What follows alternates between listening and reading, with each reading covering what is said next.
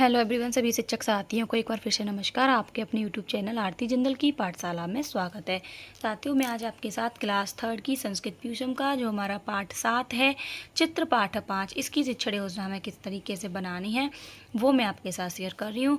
तो सबसे पहले हम देखेंगे इसके लर्निंग आउटकम कि बच्चे संस्कृत के क्रिया शब्दों को जानते हैं व उनका वाक्य प्रयोग भी कर लेते हैं। बच्चे संस्कृत के वचनों, एक वचन, द्विवचन तथा बहुवचन को समझते हैं। बच्चे कर्ता के अनुसार वचन व क्रिया का प्रयोग करना जानते हैं। प्रकरण है चित्रपाठ 5। सीखने सिखाने की सहायक सामग्री है कि पाठ्य पुस्तक, क्रियाओं के फ्लैश कार्ड, दीक्षा ऐप आदि। सीखने सिखाने की प्रक्रिया व गतिविधियां में रहेगा। इसमें भी हमें 4 कॉलम रखने हैं। पहला है शिक्षण के आरंभ में, समय रखा है 10 मिनट। आकलन का तरीका है सहभागिता व प्रतिक्रिया के आधार पर। तो शिक्षिका बच्चों को क्रियाओं से संबंधित गतिविधि कराएंगी जिससे बच्चों को क्रियाओं का ज्ञान हो। फिर शिक्षिका बच्चों को क्रियाओं के आधार पर वाक्य बनाकर बोलने को कहेंगी, जैसे मैं पढ़ रहा हूँ, तुम क्या खा रहे हो, तुम कहाँ जा रहे हो। शिक्षण के दौरान समय रखा है 20 मिनट। आकलन का तरीका है अवलोकन।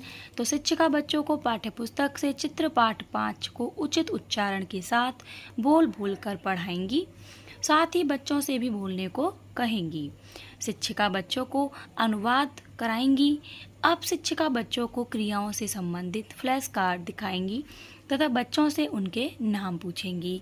शिक्षिका बच्चों को क्रियाओं का ज्ञान कराएंगी।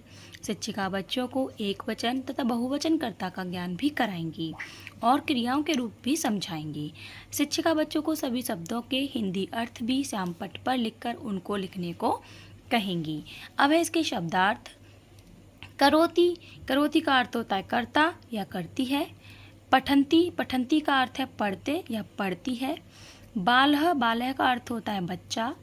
हसती, हसती का अर्थ होता है हंसता या हंसती। गजह, गजह का अर्थ होता है हाथी। खगह, खग का अर्थ होता है पक्षी। जनाह, जनाह का अर्थ होता है बहुत से लोग।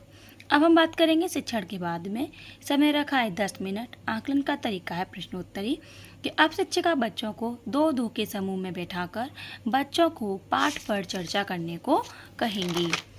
शिक्षिका बच्चों को एक क्रिया से 5-5 वाक्य बनाकर लाने को बोलने को भी कहेंगी। गृह कार्य के क्रिया शब्दों को घर से याद करके लाने को कहेंगी। पाठ को सुलेख के रूप में लिखकर लाने को कहेंगी। शिक्षण की आगामी योजना है कि शिक्षण के दौरान आने वाली कठिनाई तथा फीडबैक के आधार पर नई शिक्षण योजना बनाकर कार्य करेंगी। तो ये हमारी आज की शिक्षण योजना है। आई होप आपको वीडियो पसंद आई होगी। वीडियो पसंद आई हो तो लाइक करें, अपने सभी साथियों के साथ शेयर करें। तब तक के लिए धन्यवाद।